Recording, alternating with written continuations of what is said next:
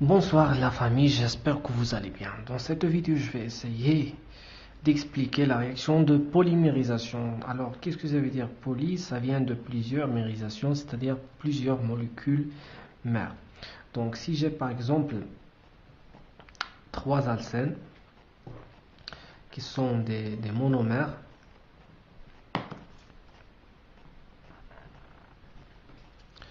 donc trois alcènes comme ça.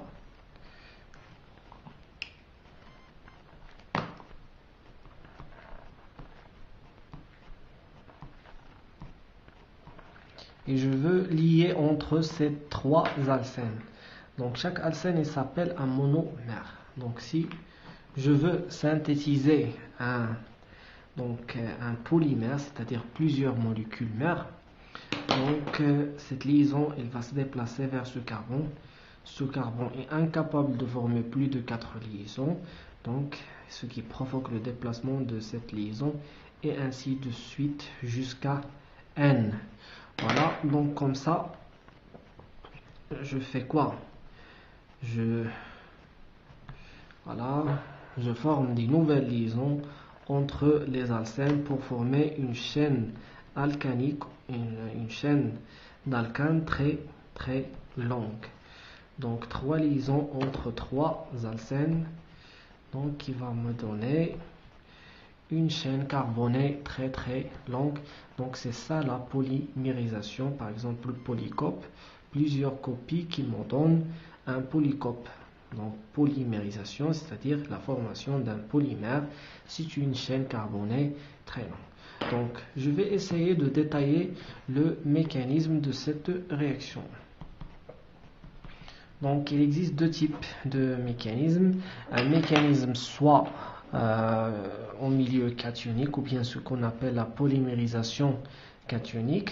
La polymérisation cationique, c'est-à-dire lorsque j'ai un alcène comme ça, avec deux groupements méthyle, c'est-à-dire CH3.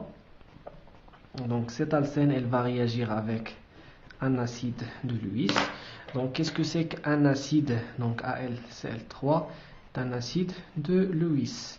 Donc qu'est-ce que c'est qu'un acide de Lewis? Un acide de Lewis, c'est une espèce chimique qui possède une lacune électronique, c'est-à-dire un case vide qui va être rempli par une double liaison. Donc cette liaison pi va se déplacer vers l'acide de Lewis et donc je vais former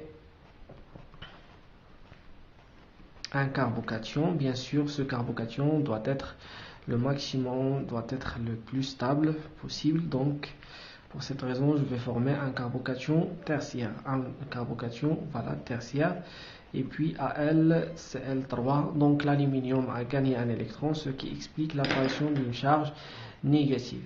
Et puis, l'utilisation d'un deuxième alcène.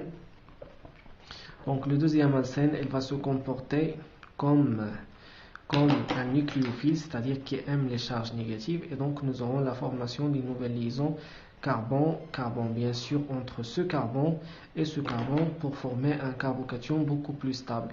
Donc voilà, donc c'est déjà nous avons nos groupements méthyle, donc formation d'une nouvelle liaison, voilà, entre CH2, c'est ce CH2 là qui va former une nouvelle liaison avec le carbone, et puis il me reste encore un autre carbocation, donc l'apparition d'un nouveau carbocation, voilà, de ce côté là, sachant bien que voilà, donc CH2, voilà, Me, ici nous avons un CH2 AlCl3 et puis un deuxième alcène qui va réagir encore une fois, et comme ça toujours c'est de la répétition, donc on va trouver une chaîne carbonée beaucoup plus longue, voilà, qui résulte d'une réaction entre plusieurs alcènes. Donc je peux symboliser ou bien résumer cette réaction N alcène qui va me donner, voilà, une chaîne comme ça. Voilà, plusieurs alcanes. Ça, c'est le mécanisme au milieu cationique, ce qu'on appelle la polymérisation cationique, c'est-à-dire en présence d'un carbocation et l'intermédiaire, le carbocation est l'intermédiaire réactionnel important dans cette réaction. Maintenant, on va étudier la polymérisation radicalaire. Donc, qu'est-ce que c'est qu'une polymérisation radicalaire? Radicalaire, ça vient d'un radical. Qu'est-ce que c'est qu'un radical? Un radical, à l'origine, il résulte d'une rupture, bien sûr, homolytique. Voilà. Donc, qui va me donner de A point ou bien de R point. Donc, je vais essayer d'expliquer cette polymérisation radicalaire. Donc, CH en présence d'un phényl, en présence d'un composé, le peroxyde de benzoyle, ROR.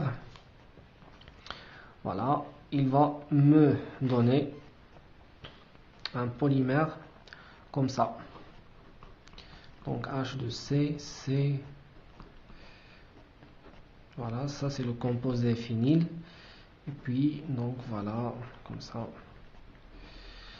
Donc, dans le mécanisme de cette réaction, donc le peroxyde de benzoyle, c'est-à-dire ROOR, donc je peux dessiner le peroxyde de benzoyle comme ça, OCO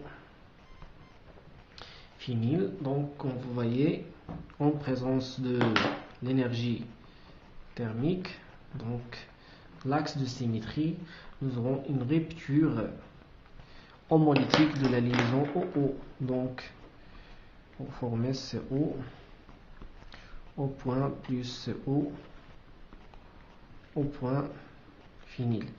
Et puis, encore le chauffage, nous aurons une rupture, encore une fois, homolytique de cette liaison. Et donc, nous aurons le dégagement de deux molécules de CO2, donc de CO2 qui vont se dégager à l'état gazeux, et puis la synthèse de deux phényl point. Donc qu'est-ce que ça veut dire deux phényl point? C'est-à-dire un phényl dans lequel une charge, voilà, dans lequel se trouve un point, c'est-à-dire c'est un radical phényl. Donc c'est ce radical phényl qui va intervenir dans la polymérisation radicalaire. Donc c'est très facile. Voilà, phényl CH2 plus, donc je vais symboliser le radical phényl comme ça, pH point.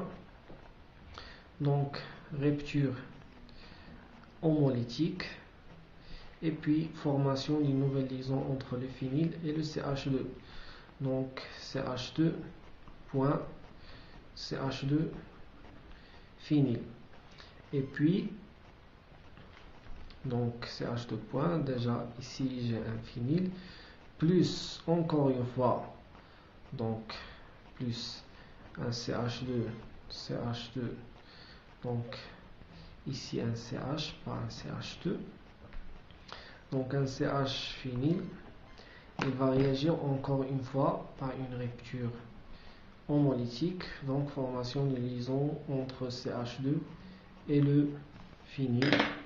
Et donc, comme ça, j'arrive à synthétiser CH2, donc CH phényl, point. C'est CH2 qui va former une nouvelle liaison avec le CH2 de phényl. Donc CH2, déjà, j'ai un phényl et déjà un CH2 phényl, et ainsi de suite. Voilà, comme ça, j'arrive à augmenter la longueur de la chaîne carbonée. Voilà, merci de votre attention. Si vous avez des questions, n'hésitez pas de les poser dans les commentaires. Courage à tous.